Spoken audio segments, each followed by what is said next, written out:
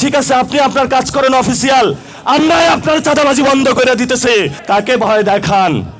মামলা হামলা করে ভয় দেখান। সেই সময় আমি যখন ক্যাম্পাসে ছিলাম, ন্যাশনালিস্ট ফোর্সের কাউকে দেখি নাই। রাজু ভাস্কর্যে একাই সীমান্ত হত্যার বিরুদ্ধে 54 দিন বসেছিলাম। তারেক রহমান, আপনিও সেই অবস্থান আপনি দেখেছিলেন। আপনি সেই সময় দেখেছিলেন ভারতের বিরুদ্ধে কারা দাঁড়াচ্ছে। আপনারা যখন বিদেশে ছিলেন, জেলের মধ্যে ছিলেন, আমরা ক্যাম্পাস আন্দোলন করেছিলাম, আপনাদের পক্ষে দাঁড়িয়েছিলাম। আপনারা তখন মজলুম ছিলেন, কিন্তু এখন যদি জালেম হিসাবে আবির্ভূত হন, আমরা কোনো জালেমকে ছাড় দেওয়ার পক্ষপাতী নই। এখানে বাংলাদেশে অনেক জায়গায় অনেকে সমঝোতার নামে ইনিয়ে বিনিয়ে চাঁদাবাজকে স্বীকৃতি দেওয়ার চেষ্টা চালাচ্ছে। খুলনাতেও শুনেছি হোটেলগুলোতে চাঁদাবাজি হচ্ছে, বাস স্টেশনে চাঁদাবাজি হচ্ছে, বিভিন্ন জায়গায় চাঁদাবাজি হচ্ছে। ভদ্রতার মুখোশ পরে অনেক কেন্দ্রীয় নেতা খুলনাতে চাঁদাবাজি করছেন। আমরা তাদেরকে নামও জানি, চিনি।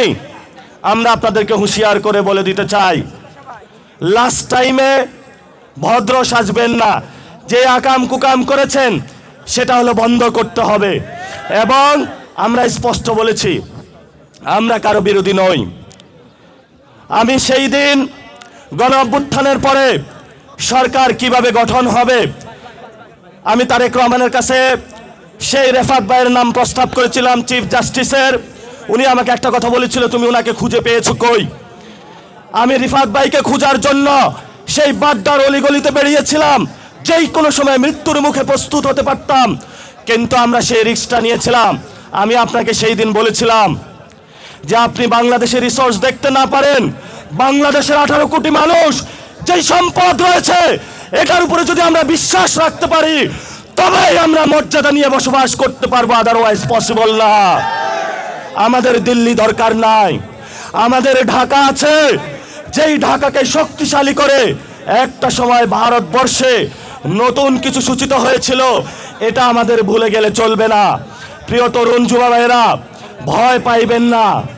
আপনারা পাড়ায় মহল্লায় চাঁদাবাজ, সন্ত্রাস, দুর্নীতির বিরুদ্ধে কমিটি গঠন করেন। কমিটি গঠন করে যারা যারা চাঁদাবাজ, দুর্নীতি, সন্ত্রাসী করে, তাদেরকে রাস্তায়, গাছের সাথে, পিলারের সাথে, স্কুলের দেওয়ালের বিভিন্ন খুঁটির সাথে তাদেরকে আপনারা সবাই বেঁধে রাখবেন।